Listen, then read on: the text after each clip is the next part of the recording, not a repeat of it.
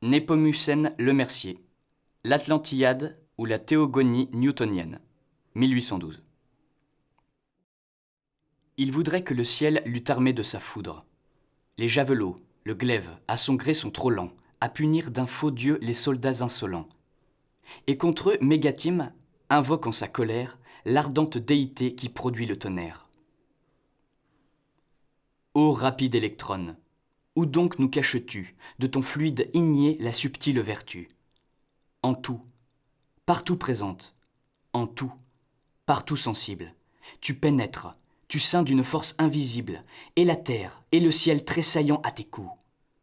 Quand l'air plein de vapeur les amasse en courroux, ton éclair fulminant déchaîne leurs orages.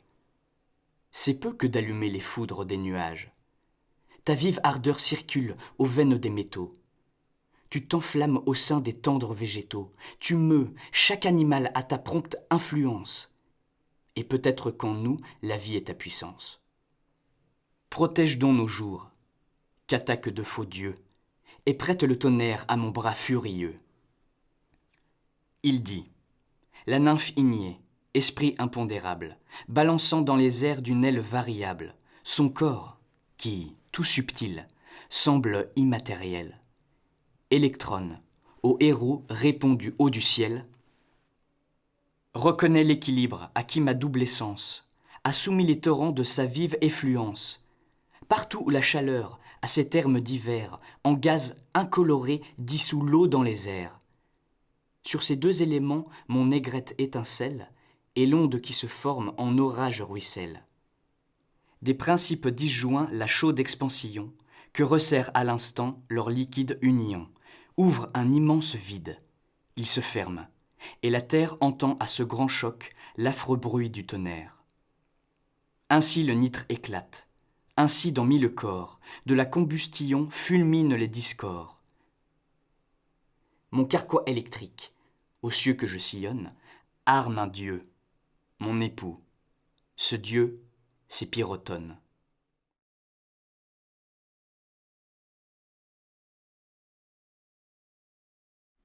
Jules Verne, Voyage au centre de la Terre, 1864. Nous aurons de l'orage, dis-je en étendant la main vers l'horizon. Ces nuages s'abaissent sur la mer comme pour l'écraser. Silence général. Le vent se tait. La nature a l'air d'une morte et ne respire plus. Sur le mât, où je vois déjà poindre un léger feu Saint-Elme, la voile détendue tombe en plis lourds. Hans ne bouge pas. Ses longs cheveux, repoussés par l'ouragan et ramenés sur sa face immobile, lui donnent une étrange physionomie, car chacune de leurs extrémités est hérissée de petites aigrettes lumineuses. Cependant, la pluie forme une cataracte mugissante devant cet horizon vers lequel nous courons en insensé. Mais avant qu'elle n'arrive jusqu'à nous, le voile de nuages se déchire, la mer entre en ébullition et l'électricité, produite par une vaste action chimique qui s'opère dans les couches supérieures, est mise en jeu. Aux éclats du tonnerre se mêlent les jets étincelants de la foudre. Des éclairs sans nombre s'entrecroisent au milieu des détonations, la masse des vapeurs devient incandescente. Les grêlons qui frappent le métal de nos outils ou de nos armes se font lumineux. Les vagues soulevées semblent être autant de mamelons ignivomes sous lesquels couve un feu intérieur et dont chaque crête est empanachée d'une flamme.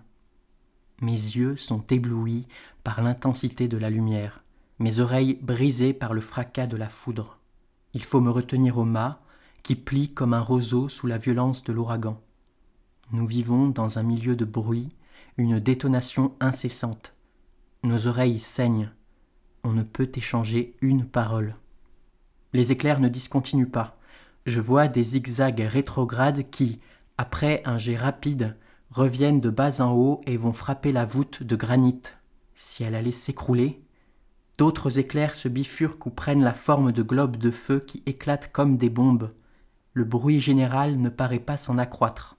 Il a dépassé la limite d'intensité que peut percevoir l'oreille humaine et, quand toutes les poudrières du monde viendraient à sauter ensemble, nous ne saurions en entendre davantage. Il y a une émission continue de lumière à la surface des nuages.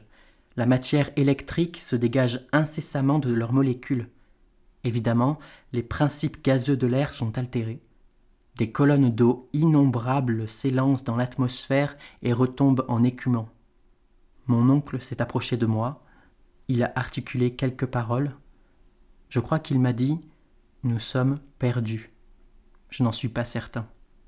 Je prends le parti de lui écrire ces mots « Amenons notre voile ». Il me fait signe qu'il y consent. Sa tête n'a pas eu le temps de se relever de bas en haut qu'un disque de feu apparaît au bord du radeau. Le mât et la voile sont partis tout d'un bloc, et je les ai vus s'enlever à une prodigieuse hauteur, semblable au ptérodactyle, cet oiseau fantastique des premiers siècles. Nous sommes glacés d'effroi. La boule mi-partie blanche, mi-partie azurée, de la grosseur d'une bombe de 10 pouces, se promène lentement, en tournant avec une surprenante vitesse sous la lanière de l'ouragan. Elle vient ici, là, monte sur un des bâtis du radeau, saute sur le sac aux provisions, redescend légèrement, bondit, effleure la caisse à poudre. Horreur. Nous allons sauter. Non. Le disque, éblouissant, s'écarte. Il s'approche de Hans, qui le regarde fixement, de mon oncle, qui se précipite à genoux pour l'éviter, de moi, pâle et frissonnant sous l'éclat de la lumière et de la chaleur. Il pirouette près de mon pied, que j'essaie de retirer. Je ne puis y parvenir. Une odeur de gaz nitreux remplit l'atmosphère. Elle pénètre le gosier, les poumons. On étouffe. Pourquoi ne puis-je retirer mon pied ? Il est donc rivé au radeau ? Ah, la chute de ce globe électrique a aimanté tout le fer du bord. Les instruments, les outils, les armes s'agitent en se heurtant avec un cliquetis aigu. Les clous de ma chaussure adhèrent violemment à une plaque de fer incrustée dans le bois. Je ne puis retirer mon pied. Enfin, par un violent effort, je l'arrache au moment où la boule allait le saisir dans son mouvement giratoire et m'entraîner moi-même si... Ah, quelle lumière intense! Le globe éclate. Nous sommes couverts par des jets de flammes. Puis tout s'éteint.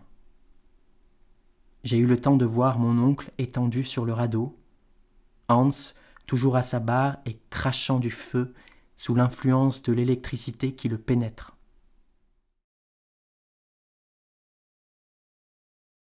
Jules Verne, 20 000 lieues sous les mers, 1870. Il est un agent puissant, obéissant, rapide, facile, qui se plie à tous les usages et qui règne en maître à mon bord. Tout se fait par lui. Il m'éclaire, il m'échauffe, il est l'âme de mes appareils mécaniques. Cet agent, c'est l'électricité. L'électricité ? M'écriai-je, assez surpris. Oui, monsieur. Capitaine, répondis-je, je me contente d'admirer. Vous avez évidemment trouvé ce que les hommes trouveront sans doute un jour, la véritable puissance dynamique de l'électricité. Je ne sais s'ils la trouveront, répondit froidement le capitaine Nemo. Quoi qu'il en soit, vous connaissez déjà la première application que j'ai faite de ce précieux agent. C'est lui qui nous éclaire avec une égalité, une continuité que n'a pas la lumière du soleil. Maintenant, regardez cette horloge. Elle est électrique et marche avec une régularité qui défie celle des meilleurs chronomètres. Je l'ai divisée en 24 heures, comme les horloges italiennes. Car pour moi, il n'existe ni nuit, ni jour, ni soleil, ni lune, mais seulement cette lumière factice que j'entraîne jusqu'au fond des mers. Voyez, en ce moment, il est 10 heures du matin. Parfaitement. Autre application de l'électricité. Ce cadran, suspendu devant nos yeux, sert à indiquer la vitesse du Nautilus. Un fil électrique le met en communication avec l'hélice du loch, et son aiguille m'indique la marche réelle de l'appareil. Et tenez, en ce moment, nous filons avec une vitesse modérée de 15 000 à l'heure. C'est merveilleux, répondis-je.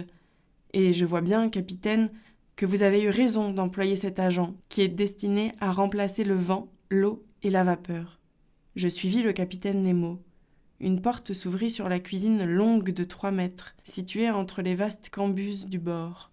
Là, l'électricité, plus énergique et plus obéissante que le gaz lui-même, faisait tous les frais de la cuisson. Les fils, arrivant sous les fourneaux, communiquaient à des éponges de platine une chaleur qui se distribuait et se maintenait régulièrement. Elle chauffait également des appareils distillatoires qui, par la vaporisation, fournissaient une excellente eau potable. Auprès de cette cuisine s'ouvrait une salle de bain confortablement disposée et dont les robinets fournissaient l'eau froide ou l'eau chaude à volonté. La chambre des machines, nettement éclairée, ne mesurait pas moins de 20 mètres en longueur. Elle était naturellement divisée en 2 parties. La première renfermait les éléments que produisait l'électricité et la seconde, le mécanisme qui transformait le mouvement à l'hélice. Je fus surpris, tout d'abord, de l'odeur sui generis qui emplissait ce compartiment. Le capitaine Nemo s'aperçut de mon impression. Ce sont, me dit-il, quelques dégagements de gaz, produits par l'emploi du sodium. Mais ce n'est qu'un léger inconvénient. Tous les matins, d'ailleurs, nous purifions le navire en le ventilant à grand air. Cependant, j'examinais, avec un intérêt facile, à concevoir la machine du Nautilus. Vous le voyez, me dit le capitaine Nemo, j'emploie des éléments benzène, et non des éléments Ruhmkorff. Ceux-ci eussent été impuissants. Les éléments benzène sont peu nombreux, mais forts et grands, ce qui vaut mieux expérience faite.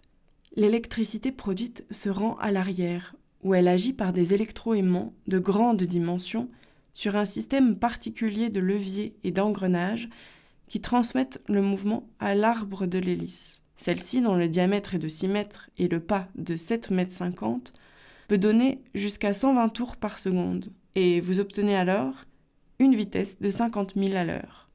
Il y avait là un mystère, mais je n'insistais pas pour le connaître. Comment l'électricité pouvait-elle agir avec une telle puissance ? Où cette force presque illimitée prenait-elle son origine ? Était-ce sa tension excessive obtenue par des bobines d'une nouvelle sorte ? Était-ce sa transmission qu'un système de levier inconnu pouvait accroître à l'infini ? C'est ce que je ne pouvais comprendre.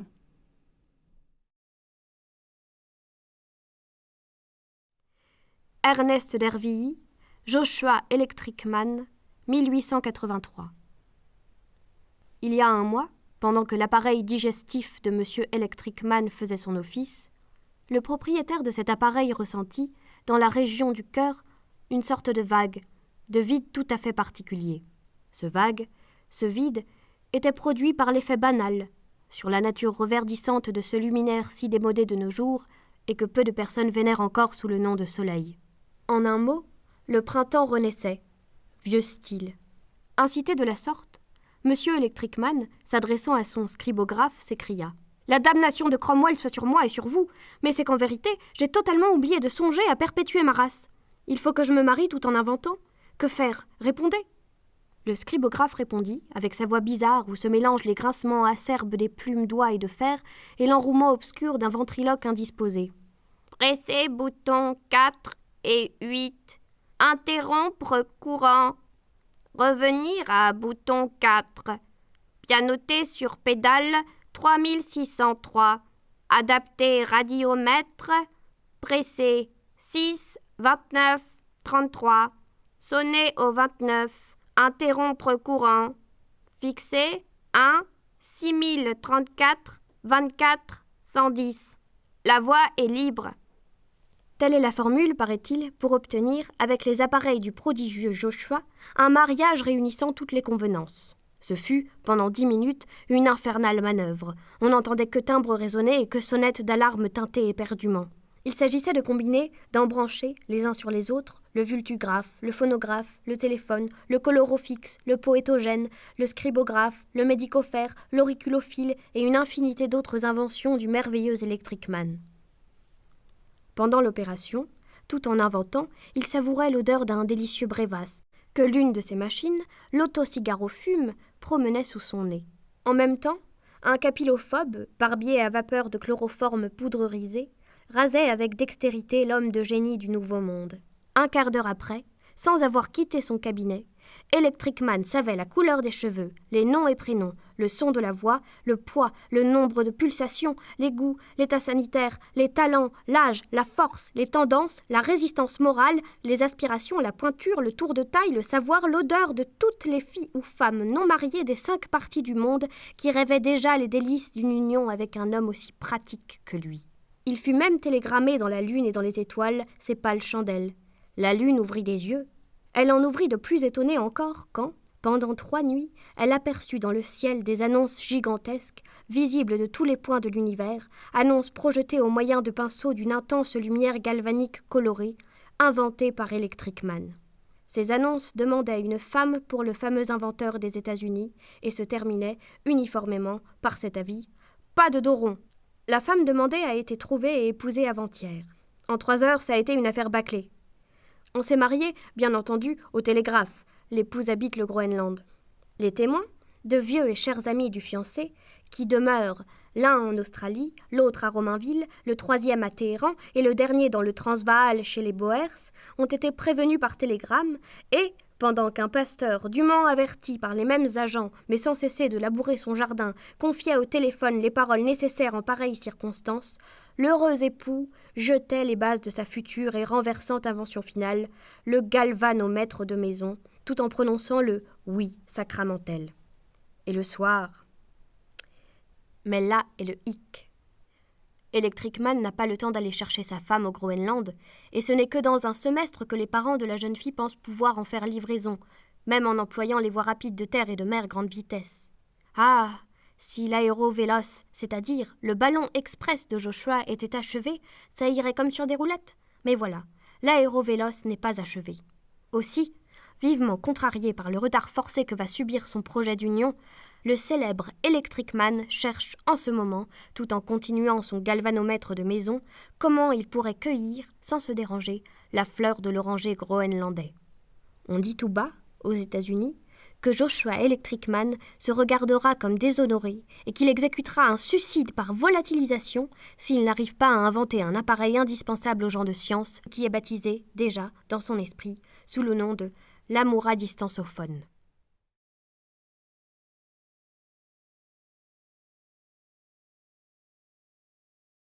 Albert Robida, La vie électrique, 1892. La tornade était dans son plein. Les accidents causés par la terrible puissance du courant fou, par ces effroyables forces naturelles emmagasinées, concentrées et mesurées par l'homme, échappaient soudain à sa main directrice, libre maintenant de tout frein, se multipliaient sur une région représentant à peu près le 5e de l'Europe. Le plus terrible sinistre eut lieu entre Orléans et Tours. L'Aéronautique Club de Touraine donnait, ce jour-là, ses grandes régates annuelles. 1000 ou 1200 véhicules aériens, de toutes formes et de toutes dimensions, suivaient avec intérêt les péripéties de la grande course du prix d'honneur, où 28 aéroflèches se trouvaient engagées. Tous les regards, suivant les coureurs, dans la plupart des véhicules, on ne s'aperçut pas que l'aiguille de l'électromètre s'était mise à tourner follement, et parmi les hurrahs et les cris des parieurs, on n'entendit même pas la sonnerie d'alarme. Quand on vit le danger, il y eut dans la foule des aéronefs une bousculade fantastique pour chercher un abri à terre. Le millier de véhicules s'abattit à toute vitesse en une masse confuse et enchevêtrée, où les accidents d'abordage furent nombreux et souvent graves. La tornade, arrivant en foudre, balaya tout ce qui n'eut pas le temps de fuir. Il y eut des aéronefs désemparés, emportés dans le tourbillon et précipités en quelques secondes à 50 lieues de là. Par bonheur, dans ce désastre, les grandes aéronefs portant les membres de l'Aéronautique Club et leurs familles étaient pourvues du nouvel appareil réunissant l'électromètre et les tubes de gaz isolateurs à une soupape automatique. L'appareil s'ouvrit de lui-même dès que l'aiguille marqua danger, et les aéronefs, enveloppés dans un nuage protecteur, fortement secoués seulement, purent regagner l'embarcadère du club. Si nous revenons à Paris, à l'hôtel Philox-Loris, nous trouvons, au plein de la tornade, le quartier de Sannois, dans un désarroi facile à imaginer. De terrifiants éclairs jaillissent de partout et, dans le lointain, roulent d'effroyables explosions qui vont se répercutant encore d'écho en écho, s'affaiblissant peu à peu, pour revenir soudain à éclater avec plus de violence. Georges Loris, en chaussons et gantelets isolateurs, regarde de la fenêtre de sa chambre le spectacle du ciel convulsé. Il n'y a rien à faire qu'à attendre, dans une prudente inaction, que le courant fou soit capté. Tout à coup, après un crescendo de décharges électriques et de roulements accompagnés d'éclairs prodigieux, en nappe et en zigzag, la nature sembla pousser comme un immense soupir de soulagement. Et le calme se fit instantanément. Les héroïques ingénieurs et employés du poste 28 à Amiens venaient de réussir à crever la tornade et à canaliser le courant fou. Le sous-ingénieur en chef et 13 hommes succombaient victimes de leur dévouement. Mais tout était fini. On n'avait plus de désastre à craindre. Le danger avait disparu, mais non les dernières traces de la grande perturbation. Sur la plaque du téléphonoscope de Georges Loris, comme sur toutes les télés de la région, passèrent avec une fabuleuse vitesse des milliers d'images confuses et des sons apportés de partout remplirent les maisons de rumeurs semblables au rugissement d'une nouvelle et plus farouche tempête. Il est facile de se figurer cette assourdissante rumeur. Ce sont les bruits de la vie sur une surface de 1600 lieues carrées, les bruits recueillis partout par l'ensemble des appareils, condensés en un bruit général, reporté et rendu en bloc par chacun de ces appareils avec une intensité effroyable.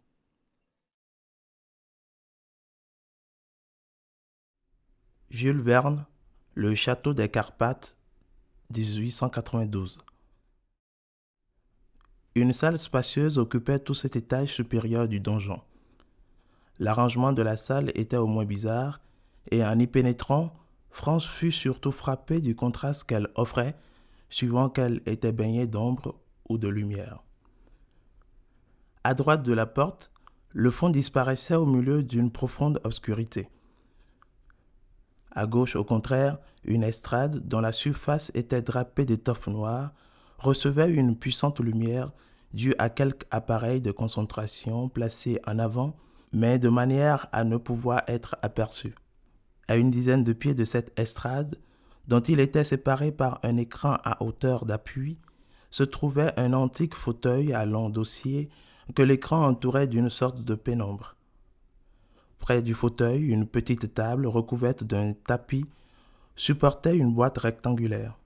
Cette boîte, longue de 12 à 15 pouces, large de 5 à 6, dont le couvercle, incrusté de pierreries, était relevé, contenait un cylindre métallique. Dès son entrée dans la salle, France aperçut que le fauteuil était occupé. Là, en effet, il y avait une personne qui gardait une complète immobilité, la tête renversée contre le dos du fauteuil, les paupières closes, le bras droit étendu sur la table, la main appuyée sur la partie intérieure de la boîte. C'était Rodolphe de Gortz. Et la Stilla. Où était donc la Stilla? France ne la voyait ni ne l'entendait. Après tout, qu'importait. Maintenant que Rodolphe de Gortz était à la merci du jeune comte, France saurait bien le contraindre à parler. Mais étant donné l'état de surexcitation où il se trouvait, n'allait-il pas se jeter sur cet homme qu'il haïssait comme il en était haï, et qui lui avait enlevé la Stilla vivante et folle par lui, et le frapper? France vint se poster derrière le fauteuil. Il n'avait plus qu'un pas à faire pour saisir le baron de Gortz, et, le sang aux yeux, la tête perdue, il levait la main. Soudain, la Stilla apparut. France laissa tomber son couteau sur le tapis. La Stilla était debout sur l'estrade, en pleine lumière, sa chevelure dénouée, ses bras tendus, admirablement belle dans son costume blanc de l'Angelica d'Orlando. Ses yeux, fixés sur le jeune comte, le pénétraient jusqu'au fond de l'âme. Il était impossible que France ne fût pas vue d'elle, et pourtant, la Stilla ne faisait pas un geste pour l'appeler. Elle n'en trouvait pas les lèvres pour lui parler. Hélas, elle était folle. France allait s'élancer sur l'estrade pour la saisir entre ses bras, pour l'entraîner au dehors. La Stilla venait de commencer à chanter. Sans quitter son fauteuil, le baron de Gortz s'était penché vers elle. Au paroxysme de l'extase, le dilettante respirait cette voix comme un parfum. Il la buvait comme une liqueur divine. Tel il était autrefois aux représentations des théâtres d'Italie, tel il était alors au milieu de cette salle, dans une solitude infinie, au sommet de ce donjon qui dominait la campagne transylvaine. Oui, La Stia chantait. Elle chantait pour lui, rien que pour lui. C'était comme un souffle s'exhalant de ses lèvres et qui semblait être immobile. Mais si la raison l'avait abandonné, du moins son âme d'artiste lui était-elle restée tout entière. Frantz lui aussi s'enivrait du charme de cette voix qu'il n'avait pas entendue depuis 5 longues années. Il s'absorbait dans l'ardente contemplation de cette femme qu'il croyait ne jamais revoir et qui était là, vivante, comme si quelque miracle l'eût ressuscité à ses yeux. Frantz s'élance vers elle. Il veut l'emporter hors de cette salle, hors de ce château. À ce moment, il se rencontre face à face avec le baron qui venait de se relever. « Frantz de Télek !» s'écrie Rodolphe de Gordes. « Frantz de Télek qui a pu s'échapper !» Mais Frantz ne lui répond même pas et se précipitant vers l'estrade. « Stia, ma chère Stia !» répète-t-il. « Toi que je retrouve ici, vivante. »« Vivante ? La Stia vivante !» s'écrie le baron de Gordes. Et cette phrase ironique s'achève dans un éclat de rire où l'on sent tout l'emportement de la rage. « Vivante ?» reprend Rodolphe de Gordes. « Eh bien que Frantz de Télek essaie donc de me l'enlever. » Frantz a tendu les bras vers la Stia, dont les yeux sont ardemment fixés sur lui. À ce moment, Rodolphe de Gordes se baisse, ramasse le couteau qui s'est échappé de la main de Frantz et il le dirige vers la Stia immobile. Frantz se précipite sur lui afin de détourner le coup qui menace la malheureuse folle. Il est trop tard, le couteau la frappe au cœur. Soudain, le bruit d'une glace qui se brise se fait entendre et, avec les 1000 éclats de verre, dispersés à travers la salle, disparaît la Stia. Frantz est demeuré inerte, il ne comprend plus. Est-ce qu'il est devenu fou, lui aussi ?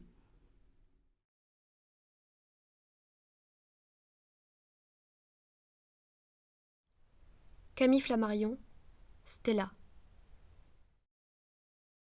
La pluie des étoiles avait commencé, et graduellement elles étaient devenues si nombreuses qu'il aurait été impossible de les compter. Malgré le clair de lune, qui en éclipsait un grand nombre, la comparaison avec des flocons de neige n'était pas exagérée. Seulement, on sentait qu'elles étaient très loin. Pourtant, quelques-unes se montrèrent si brillantes qu'elles paraissaient arriver jusqu'à la montagne et que l'on se demandait si l'une ou l'autre n'allait pas tomber jusqu'à terre. D'éblouissants bolides arrivaient de la même région, grossissaient, devenaient rouges et verts et éclataient. L'atmosphère, quoique entièrement pure, paraissait orageuse et saturée d'électricité. Le foyer cométaire était maintenant plus étendu et occupait une partie de la constellation de Cassiopée. Absorbés l'un et l'autre dans leur observation céleste, les deux amants s'étaient depuis quelques instants séparés, cherchant pour ainsi dire à observer tout le ciel à la fois. Ils ne s'étaient pas regardés l'un l'autre, jetaient 1000 exclamations, ne quittaient pas les étoiles des yeux. Leur cerveau se surexcitait sans qu'ils s'en aperçussent, soit à cause du spectacle insolite et extraordinaire qui allait se développant au-dessus d'eux dans l'espace, soit peut-être aussi à cause de l'électrisation intense de l'atmosphère qui faisait passer dans leurs artères un nouveau courant de vie. Tout à coup, en se tournant du côté de Stella pour suivre la chute d'une étoile qui paraissait tomber lentement jusqu'à terre comme une fusée de feu d'artifice, Raphaël jeta un cri. « Stella, qu'est-ce que tu as ? Tu brûles !» Et il se précipita sur elle. « Toi aussi !» s'écria-t-elle. En effet, des aigrettes lumineuses s'élevaient de leurs têtes, de leurs épaules et de leurs mains élevées. En se précipitant sur elle instinctivement pour éteindre les flammes, il les éteignit, en effet, mais elles se reportèrent toutes sur sa propre tête qui dominait celle de sa compagne. Ses cheveux se hérissèrent et se prolongèrent en filets enflammés. Stella eut peur et posa vivement ses mains sur la tête de Raphaël. Ses mains, à leur tour, se couvrirent de flammes, comme une lueur de punch flambant sur la tête de son bien-aimé. Pourtant, ils n'éprouvaient aucune chaleur, mais leur chair était traversée de frémissements. Raphaël prit Stella dans ses bras et lui mit un baiser sur la bouche. Alors, le contact de leur corps leur donna une sensation nouvelle qu'ils n'avaient pas encore ressentie dans toute leur folie amoureuse. Chacun d'eux fut envahi d'un immense désir de substitution. Elle éprouva que, plus que jamais, elles lui appartenaient toutes, n'existait que dans le bonheur d'être à lui, ne vivait plus que par une fusion en lui-même. Il la tenait dans ses bras. Leur baiser ne pouvait plus finir, et il éprouva la même sensation qu'elle l'absorbait en elle, et que sa personnalité allait disparaître pour se fondre avec elle, l'adorer, en un seul être. Des éclairs sillonnaient l'atmosphère. Le ciel entier était traversé des palpitations magnétiques de l'aurore boréale. La neige était rose et semblait chaude. En cette nuit du 10 août, une inversion de température s'était produite comme il arrive parfois dans les montagnes. La fraîcheur était descendue dans la plaine, et les bouffées de chaleur passaient sur eux, accroissant encore la tension électrique de leurs nerfs. La comète, en pénétrant dans l'atmosphère, avait déterminé une électrisation prodigieuse de cette cime élevée des Alpes, des hauteurs aériennes et des deux êtres sensitifs qui planaient sur ce sommet. Les flammes continuaient de voltiger sur leurs têtes, sur leurs épaules, sur leurs bras, sur leurs mains. Ils entrèrent dans la tente et la fermèrent. En se couchant sur les fourrures, ils en virent jaillir des milliers d'étincelles. La nature entière était saturée d'électricité. La chair de Stella en était imprégnée. Des lueurs phosphorescentes la parcouraient. Sa chevelure était éblouissante. Tout ce corps sur lequel elle avait découvert les curieuses manifestations de l'électricité humaine était dans un paroxysme indescriptible. « Mon amour, mon amour, mon amour !» fit-elle en entourant de ses bras le cou de son bien-aimé et en attirant avec violence sa bouche contre la sienne. « Jamais je ne t'ai aimé comme ce soir. Donne-moi ta vie comme je te donne la mienne. » Le ciel était embrasé, et sa flamboyante clarté apparaissait toute rouge à travers les interstices de la tente.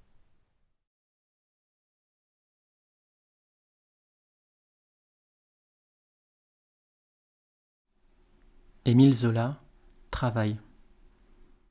L'électricité ne coûtait rien, d'une abondance telle qu'elle était donnée à discrétion aux habitants, comme l'eau des sources dont le flot ne tarissait pas, comme le grand air venu librement des quatre coins de l'horizon.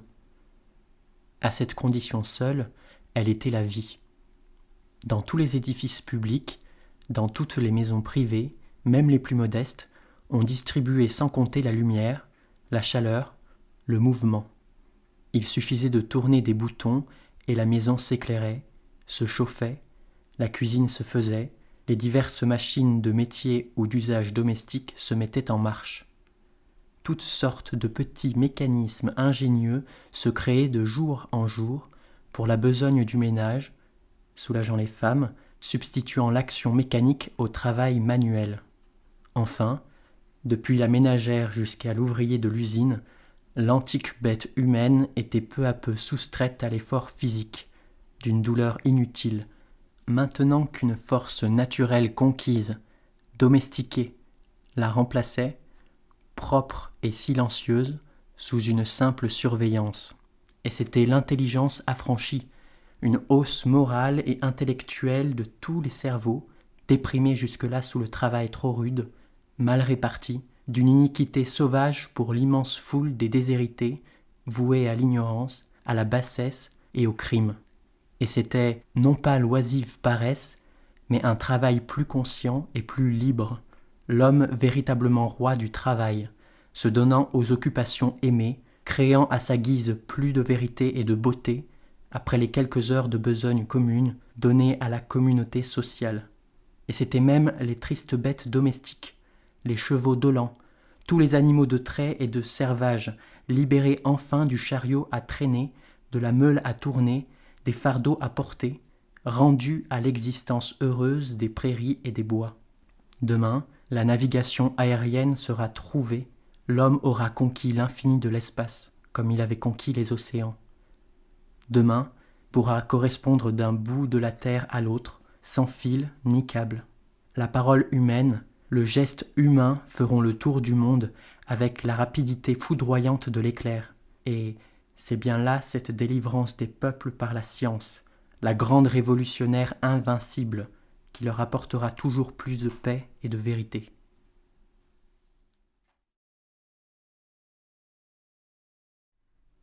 Maurice Renard, L'homme truqué, 1921. Imaginez, continua Jean Lebris, une forme humaine constituée par l'enchevêtrement d'une quantité de fils plus ou moins gros, une sorte de résille incandescente brûlant d'un feu violet et reproduisant, par ses entrelacs et ses ramifications aériennes, l'apparence légère et anatomique d'un de nos semblables. On aurait dit un homme construit comme une racine d'arbre lumineuse, un homme branchu, dont le cerveau faisait dans ma nuit un bloc de lumière dufteuse, et dont la moelle épinière s'allongeait, luminescente, comme un tube de Gessler en activité. Le spectre bougea.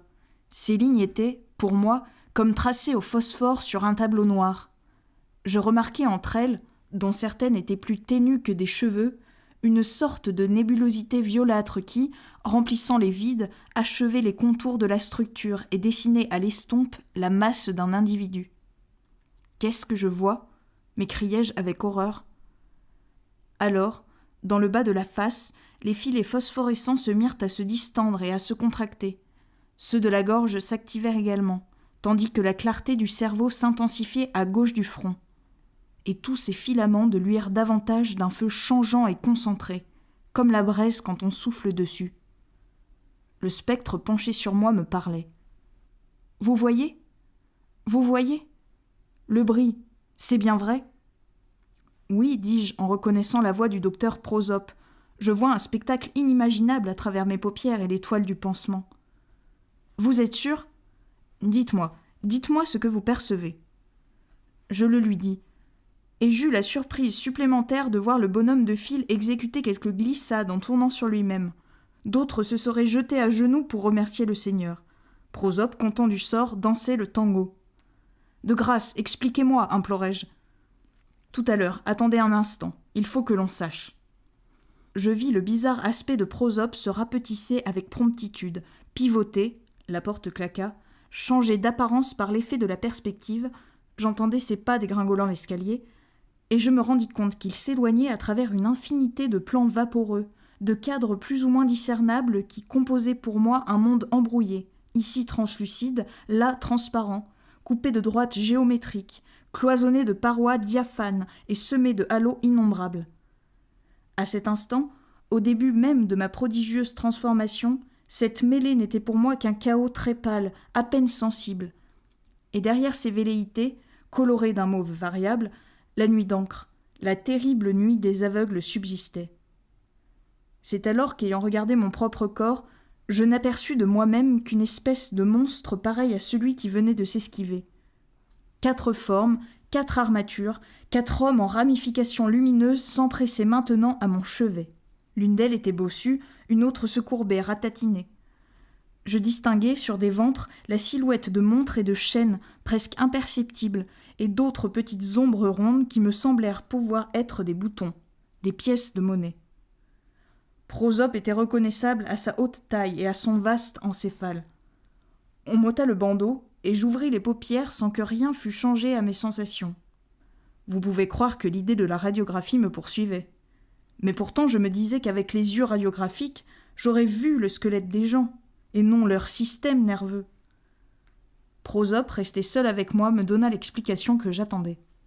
Écoutez, parmi les éléments mystérieux qui sont à l'homme ce que la lumière est aux aveugles, mais qui, cependant, par-ci par-là, d'une manière détournée se plaisent furtivement à lui déceler leur existence, il en est un, le bris, qui n'est plus pour vous inconnaissable. Cet élément que nous distinguons rarement, grâce à d'exceptionnelles manifestations lumineuses, sonores, tactiles, voire olfactives et gustatives, cet élément que nos ingénieurs utilisent aujourd'hui sans savoir au juste ce qu'il est, ni comment il agit, cet élément redoutable, occulte, universel, vous, le bris, seul au monde, vous en recevez l'impression directe. J'ai remplacé vos yeux par des appareils qui le saisissent comme l'oreille saisit le son, comme l'œil saisit la lumière visible. Moi, je ne devine la présence de cet élément qu'au bruit du tonnerre et de l'étincelle, à la vue de la foudre, à l'odeur de l'ozone, à la secousse d'une bouteille blindée, au spectacle de machines qui tournent et d'ampoules qui brillent. Vous, partout où elle est, vous voyez l'électricité. J'ai remplacé vos yeux par des façons d'électroscopes très perfectionnées. Ils perçoivent du monde à l'aspect électrique. Ils n'en perçoivent pas d'autre. Et, naturellement, votre nerf optique vous traduit cet aspect sous forme de luminosité.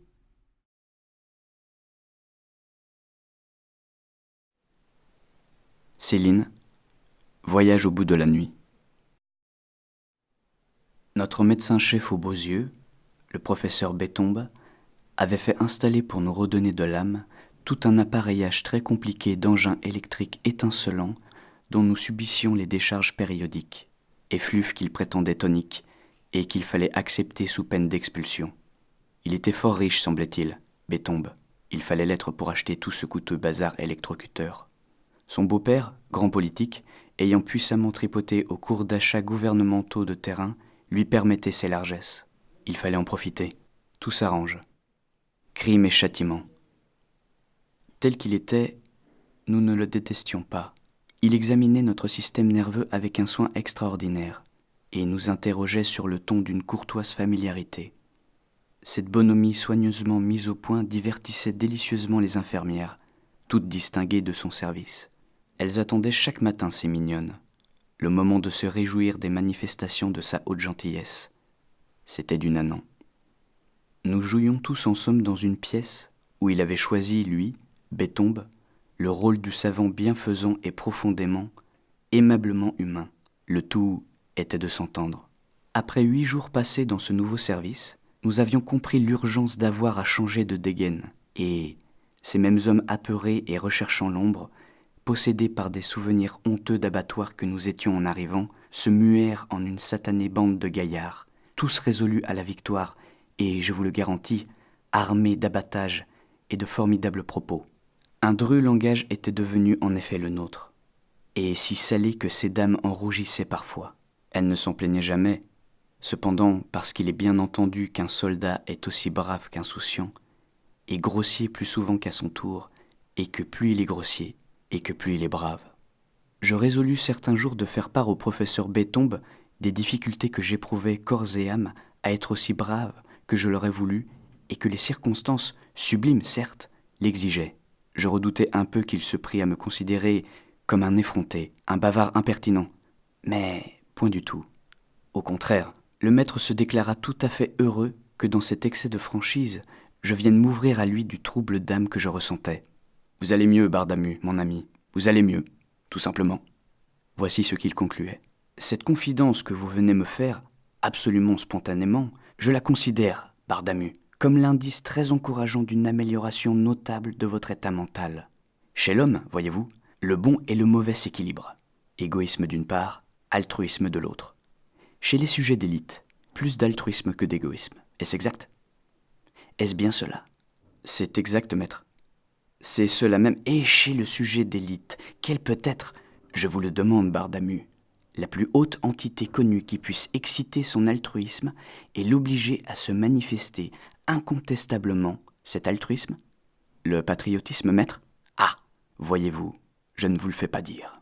Vous me comprenez tout à fait bien, Bardamu. Le patriotisme est son corollaire. La gloire, tout simplement, sa preuve. C'est vrai. Ah, nos petits soldats, remarquez-le, et dès les premières épreuves du feu ont su se libérer spontanément de tous les sophismes et concepts accessoires, et particulièrement des sophismes de la conservation. Ils sont allés d'instinct et d'emblée se fondre avec notre véritable raison d'être, notre patrie. Pour accéder à cette vérité, non seulement l'intelligence est superflue, Bardamu, mais elle gêne. C'est une vérité du cœur. La patrie, comme toutes les vérités essentielles, le peuple ne s'y trompe pas. Là précisément où le mauvais savant s'égare. Cela est beau, maître. Trop beau. C'est de l'antique. Il me serra les deux mains presque affectueusement. Bétombe. D'une voix devenue paternelle, il voulut bien ajouter encore à mon profit « C'est ainsi que j'entends traiter mes malades, Bardamu, par l'électricité, pour le corps et pour l'esprit, par de vigoureuses doses d'éthique patriotique, par les véritables injections de la morale reconstituante. Je vous comprends, maître. » Je comprenais en effet de mieux en mieux.